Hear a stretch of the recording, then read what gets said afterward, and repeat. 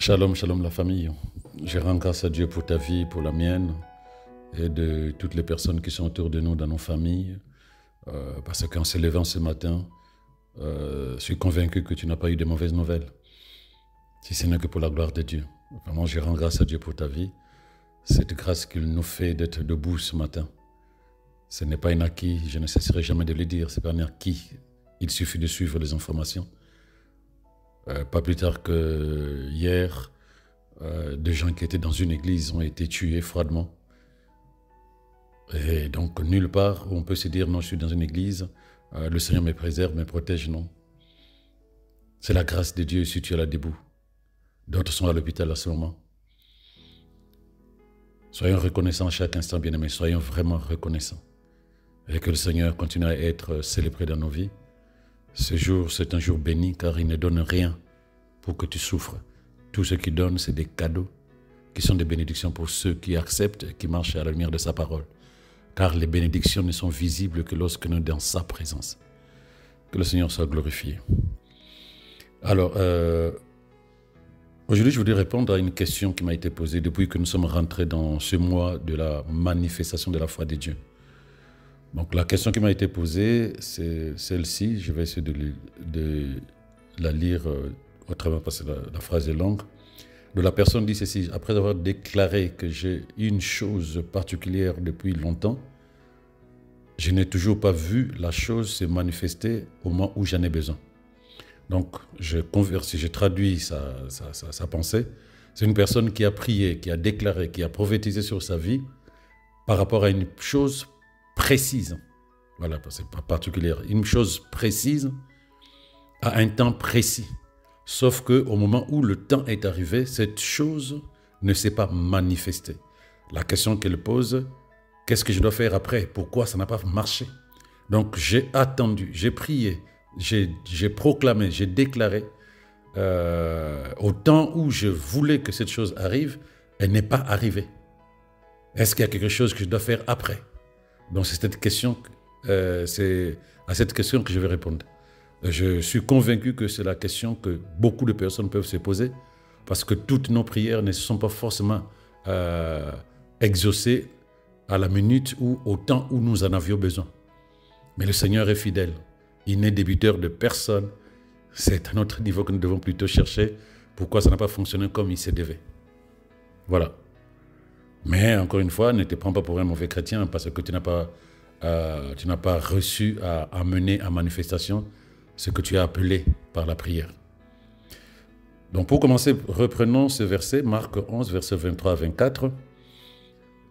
Il dit ceci dans la traduction Parole vivante: je vous assure que si quelqu'un dit à cette colline, soulève-toi de là, jette-toi dans la mer, s'il n'a aucun doute dans son cœur, mais que sans la moindre hésitation, il croit que ce qu'il dit se produira, souligne bien cela, il croit que ce qu'il dit se produira, il verra la chose s'accomplir. C'est pourquoi je vous le déclare, lorsque vous demandez quelque chose dans vos prières, quoi que ce soit que vous demandez, croyez que vous l'avez déjà reçu et cela vous sera accordé. Il y a quelque chose de très simple à l'intérieur de ce verset, mais qui est subtil. On ne fait pas attention à cette chose-là. Donc, Jésus dit, si quelqu'un dit à cette colline, je traduis, si tu dis à une situation, dire, parler, affirmer, tu lui donnes une direction, sors de là où tu es, jette-toi dans la mer, va te planter dans la mer. Mais il y a une condition pour que ça fonctionne. Il dit, s'il n'a aucun doute dans son cœur, mais sans hésiter, il croit que ce qu'il dit se produira. Alors, si cette condition est vérifiée, la chose s'accomplira. De la première chose, il dit, s'il n'a aucun doute dans son cœur, il n'y a pas d'hésitation. Parce que lorsque la personne me dit, j'ai prié, j'ai parlé, j'ai déclaré, le terme déclaré était là. Sûrement aussi, il a donné une direction, un temps surtout, pour la manifestation de la parole. Disons par exemple, un exemple, qu'une personne est en train de déclarer qu'en 2023, je dois me marier. Je dois me marier en 2023. Il n'y a pas de raison. Le Seigneur m'a permis de pouvoir... Toute la personne déclare, affirme, prophétise. Et on se retrouve en 2024. La chose ne s'est pas manifestée en 2023. Qu'est-ce qui s'est passé? Qu'est-ce qui s'est passé? Là, on ne parle pas de la volonté de Dieu, parce que c'est ça, les chrétiens vont se cacher dans la volonté de Dieu en disant non, ce n'était pas le temps de Dieu, c'est pas non. Dieu te dit, je ferai pour toi ce que je t'entends dire à mes oreilles. Il dit à tes résolutions, le succès viendra. Donc ce que tu penses, ce que tu dis, derrière, il y a la réussite. Donc ce n'est pas là-bas qu'il faut chercher. Revenons sur ce verset, Marc 11, 23, 24, il dit, 1, ne doute pas. 2, n'hésite pas. Mais il y a quelque chose de très important, je veux te réveiller là-dessus, bien-aimé. Il croit que ce qu'il dit se produira. Il y a 2 verbes, croire et dire. Souvent, nous commençons par parler avant de croire. Et même quand nous parlons, parfois beaucoup ne croient pas. Mais là, Jésus dit, sans la moindre hésitation, il croit que ce qu'il dit se produira. Il croit que ce qu'il dit se produira. Avant de parler, dire c'est parler, il faut qu'il croie que ce qu'il va dire avant la prière va se produire. Tu n'es pas appelé à prier d'abord et pendant la prière tu commences à croire. Non, tu pries parce que tu crois. Tu parles parce que tu as commencé par croire que tout ce que dit la Bible est vrai pour toi. Et à ce moment-là, tu peux élever la voix, tu peux lâcher la parole. De lorsque tu t'empares de ce que la parole de Dieu véhicule te concernant, lorsque cela vient s'asseoir à l'intérieur de ton cœur, tu peux après parler. Mais ne commence pas à parler alors que ce n'est pas stable à l'intérieur de toi, ce n'est pas solide à l'intérieur de toi. Il y a encore des doutes, il y a des hésitations. Ne commence pas à parler. Donc tu ne dois pas te mettre dans une contrainte pour te dire que non, je veux que la chose arrive tel jour. Ce n'est même pas biblique. Ce n'est pas biblique de dire voilà le temps que je veux que la chose se manifeste. Est-ce que tu l'as ou pas? Parce que tu l'as, tu ne donneras pas un temps. Si tu as la chose en question dans le monde spirituel, si tu sais que tu es héritier, si tu sais que, comme dit la Bible, tu crois que tu l'as déjà, au verset 25, tu n'as pas besoin de te poser la question quand est-ce que ça va se manifester. Je l'ai. Je ne suis pas pressé ou simplement je ne me mets pas une pression pour savoir quand ça va arriver. Ça va arriver dans ma vie, un point, un trait. Ça va arriver. Il dit, quoi que ce soit que vous demandez dans vos prières, croyez, croire que vous l'avez reçu. Donc avant de parler, crois d'abord que ce pourquoi tu pries, c'est déjà disponible. C'est de ça dont il s'agit. C'est de ça que Jésus parle ici. C'est déjà disponible, bien-aimé. Tu ne dois pas te mettre la pression en disant cela doit arriver aujourd'hui ou demain. Tu dois savoir à l'intérieur de toi que tu l'as. Et tu dois rester dans cette vérité. C'est grâce à cela que tu vas avoir le résultat. Parce que quand il dit sans douter, sans hésitation, rien que le fait que tu te donnes un temps pour que la chose se manifeste, tu as peur. Ça va générer l'inquiétude parce que si tu arrives le 29 décembre, il reste 2 jours. Puis tu te dis, d'ici 2023, je dois faire ceci, je dois faire cela, je dois me marier, je dois acheter une maison. Sinon, voilà, parce que le Dieu Tout-Puissant me donne la force. J'affirme, je déclare que l'or et l'argent appartiennent à mon Dieu. Je vais faire ceci, je vais faire cela en 2023. Le monde spirituel t'entend, mais il y a quelque chose qui a coincé. Tu parles par rapport à quoi? Qu'est-ce que tu as commencé à mettre en place? La foi ou la parole, pardon, ou la foi? Tu as commencé par quoi? Il dit, celui qui veut voir la montagne se déplacer doit croire que ce qu'il dit va se manifester. Et à ce moment-là, tu peux le dire. Commence par croire que ce que tu dis va se faire. Quand c'est bien précis à l'intérieur de toi, à ce moment-là, tu peux parler. La foi précède la parole. Mais bien-aimé, combien de fois Tu pries d'abord parce que tu te dis, c'est comme ça. Dès que tu termines, tu commences à chercher si ça se manifeste ou pas. Tu pries pour quelqu'un qui est malade. Dès que tu ouvres les yeux, tu dis Amen. Et tu commences à voir si la personne commence à bouger les pieds, commence à bouger le bras. C'est une erreur. Prier, ce n'est pas demander à Dieu de faire quelque chose. Prier, c'est amener à l'existence, à manifestation, ce que Dieu a déjà fait en Christ Jésus. Donc, si je dois attendre après ma prière que les choses se manifestent, c'est que j'ai tout faux. C'est lui qui croit que ce qu'il dit, avant de dire quoi d'abord. J'ai parlé de la veste dans une des méditations. Je vais acheter une veste. Je ne demande pas à Dieu de me donner l'argent pour acheter la veste. Je veux la veste, je vois la veste, je sais que c'est disponible pour moi. Quand je lève ma voix, je proclame, j'affirme, je déclare, j'appelle à manifestation cette veste-là, pas le moyen. Parce que le moyen, c'est Dieu. Cette partie-là, c'est lui. Je ne prie pas, donne-moi l'argent pour acheter la veste. C'est une erreur dans nos prières. Je lève ma voix pour célébrer Dieu qui dispose pour moi de cet habit qui me permettra de pouvoir me protéger contre le froid. Comment il va faire? Il peut envoyer un frère me donner une veste. Il peut envoyer un frère me donner de l'argent. Il peut me donner un travail qui me donne plus que d'habitude. Et le reste, j'achète une veste. Je n'ai pas besoin de décider comment les choses vont se faire, ni quand est-ce que les choses doivent se faire. Moi, on me demande de croire que je possède. On me demande de croire que c'est disponible avant même de commencer à élever la voix. C'est ça qui est important. Donc, à ce moment, qu'est-ce que tu déclares? Si ce n'est pas la parole de Dieu. Il ne te donnera pas le moyen forcément, mais il te donne la solution. Lui, il est le Dieu de la solution. Donc, ne l'amène pas dans « Seigneur, c'est demain »,« Seigneur, c'est aujourd'hui », ou bien « Seigneur, envoie quelqu'un qui me donnera le moyen de trouver l'argent pour acheter la veste en question ». Non, laisse-le tranquille. Toi, possède la veste avant de commencer à parler. Possède la veste. Possède la parole de Dieu. Pas comment Dieu va faire. Non, toi, possède la santé, possède la paix, possède la joie, possède l'épanouissement, possède tout ce dont tu as besoin pour t'épanouir physiquement et que Dieu se glorifie. Le reste, laisse-le faire. Laisse-le être Dieu. Ne te donne pas un délai. C'est une erreur. Parce que là, le monde spirituel peut te prendre au mot.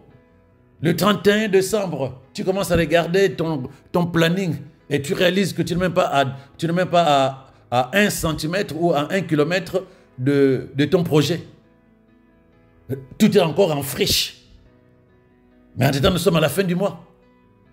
Et pourtant, si tu n'avais pas donné un délai, ça allait peut-être s'accomplir déjà en janvier 2023. Ça allait peut-être s'accomplir en février 2023. Parce que tu allais avoir le temps de laisser Dieu faire les choses à sa façon. Parce que toi, tu te cales sur la possession de ce que Dieu a dit. Et non pas comment ça doit être fait. J'espère que tu me comprends, bien-aimé. Pourquoi je te le dis? Parce que, bien-aimé, la foi n'est pas un saut dans l'inconnu. La foi est un saut sur la parole. C'est un saut dans la parole de Dieu. La foi, c'est ça. Je ne parle pas parce qu'on m'a demandé de parler. Je ne prie pas parce qu'on m'a demandé de prier. Je parle, je prophétise sur ma vie, sur ma famille, sur mon église. Je déclare des paroles de vérité me concernant à la lumière de la parole de Dieu parce que je sais ce que Dieu a dit me concernant. Avant même de parler, je sais ce qu'il a dit. Je ne peux pas parler de posséder quelque chose que je n'ai pas accepté déjà dans le monde spirituel avant de parler. La foi, ce n'est pas un saut dans l'inconnu. La prière n'est pas un monologue, non. La foi, c'est un saut dans la parole. Qu'est-ce que dit la parole? Je m'en approprie. Je m'en approprie. Si tu crois vraiment à ce que tu déclares à partir de la parole, tu ne te mettras pas la dépression. Même si les autres qui étaient avec toi sont déjà arrivés. Même si les autres qui avaient le même âge que toi à l'école primaire ont déjà 5 enfants. Tu ne te feras pas de pression si tu sais que tout ce que Dieu a dit te concernant se manifestera et que tu le possèdes dans le monde spirituel. Béni soit le Seigneur notre Dieu, le Père de notre Seigneur Jésus-Christ, qui nous a bénis de toutes sortes de bénédictions dans le lieu céleste en Jésus-Christ. C'est ce que dit la Bible. Donc quand tu le sais que nous avons été bénis dans le lieu céleste, notre prière, c'est juste pour nous permettre d'amener cela en manifestation.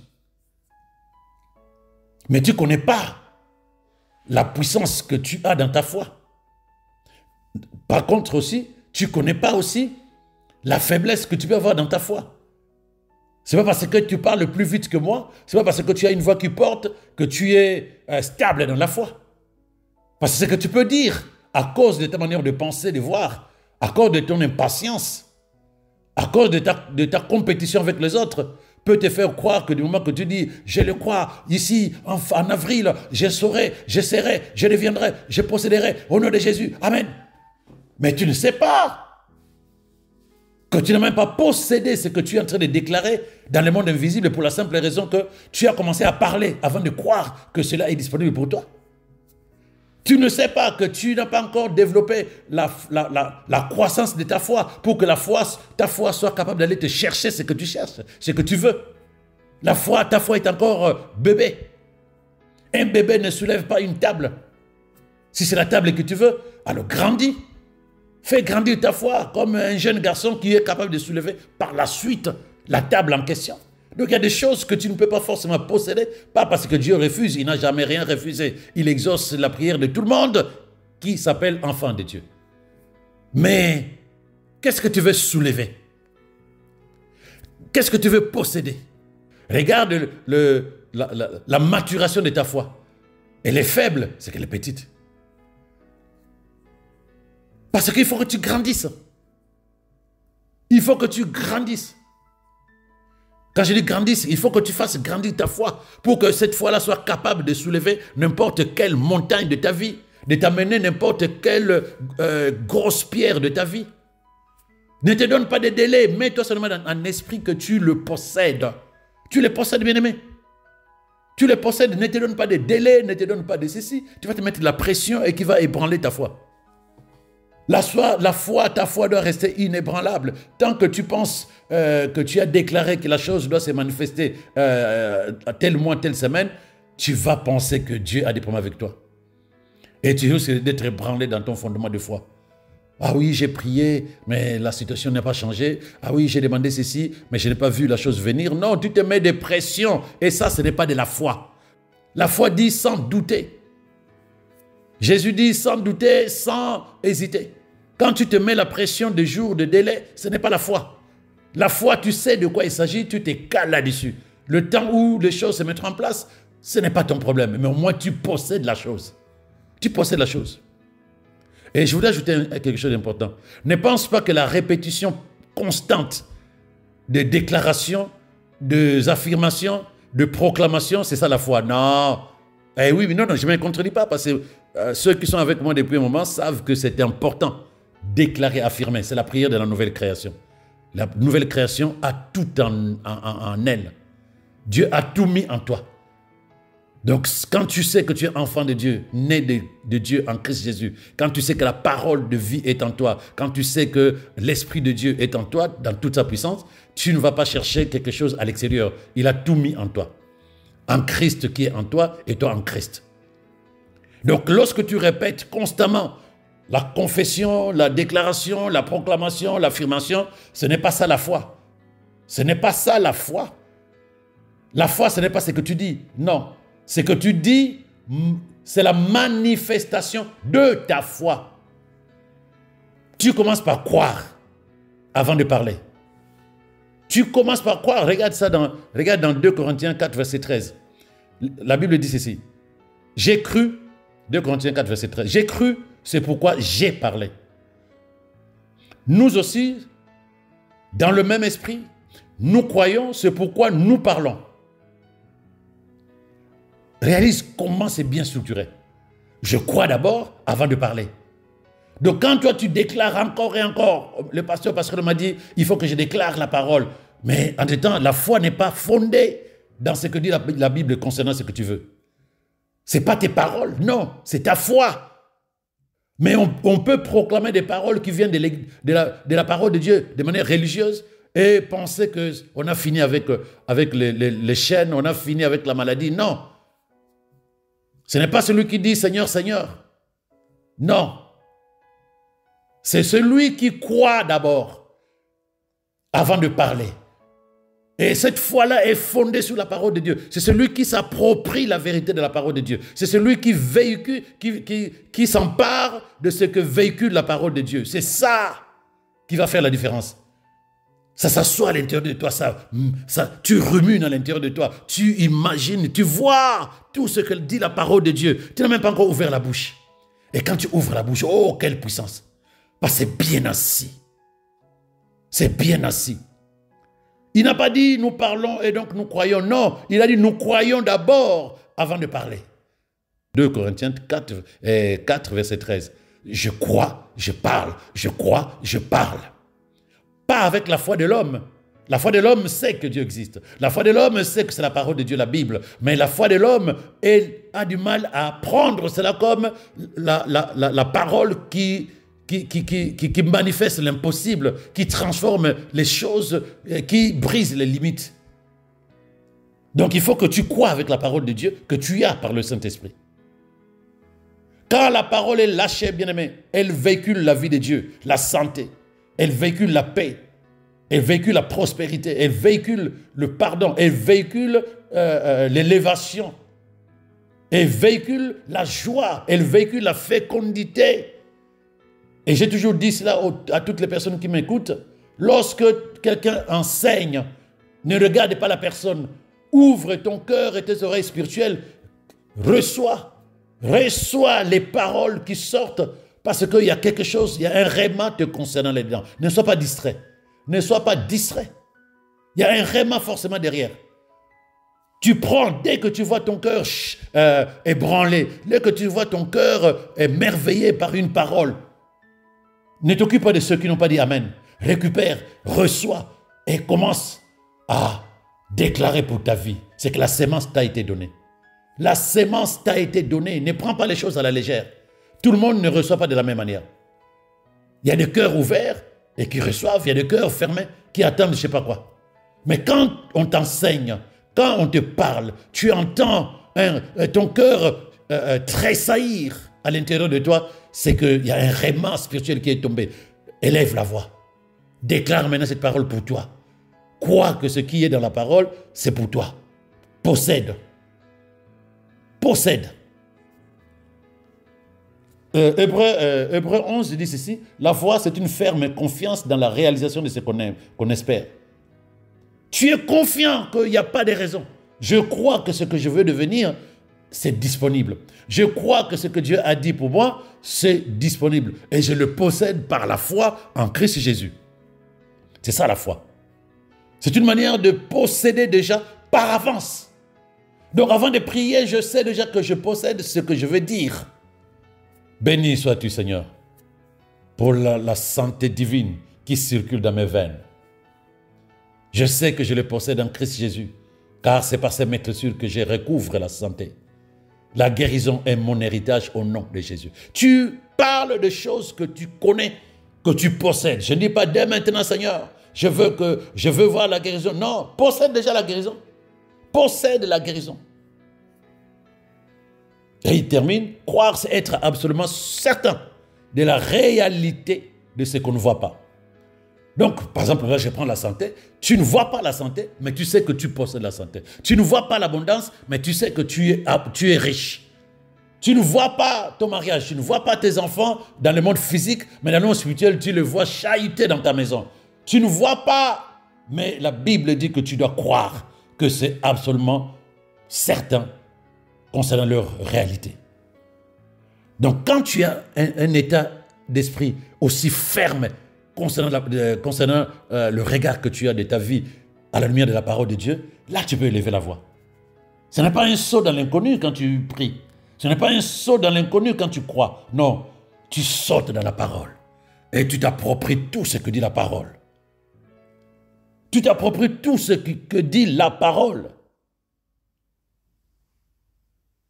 Donc la chose, ce n'est pas qu'est-ce que je dois faire après. Non, la chose, la réponse est dans ce verset que je vous ai donné, 2 Corinthiens 4, verset 13. Avant de parler, crois d'abord. Croire, ce n'est pas oui, je sais que Dieu existe. Je sais que non, il faut que ce soit quelque chose dont tu t'es approprié à l'intérieur de toi.